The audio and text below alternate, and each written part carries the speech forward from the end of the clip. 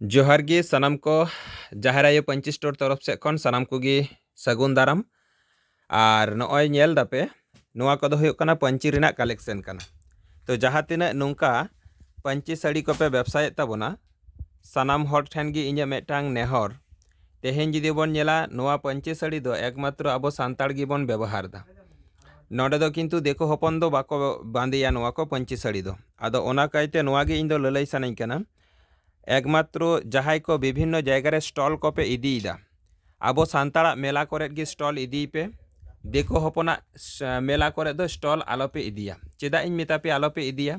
हयतो मिद बार दिन लगी ते आपे रोजगार भागे होयोआ किन्तु ओना एलाकारेन जहां हर दोकान दाय परमानेंट सानताड़ बोयहा जहां रोजगार ताबोना नोआ पंची को इदी काते किन्तु उनिया अडी मारांग कम्पिटिशन बढ़तिया शुधु उनिया दो बांग उनी साव साथे आरहों अडी होड़ा कम्पिटिशन बढ़तिया चेदा से छतिक हपन जुदी आकवा दोकान रे पंची साड़ी दोहो को एहब लिखान उनको साला कम्पिटिशन ते दो बांग बन दाड़िया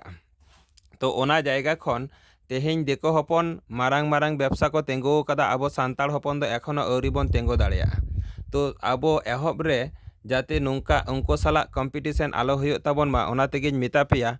जहाँ तिना सानताड़ा मेला करे स्टल इदी पे देखो हपना मेला रे स्टल पे इदी लेखान परवर्ती काल रे निजे निजे गी अडी मारांग मेटांग कम्पिटिशन से समस्या रे पे पड़ा।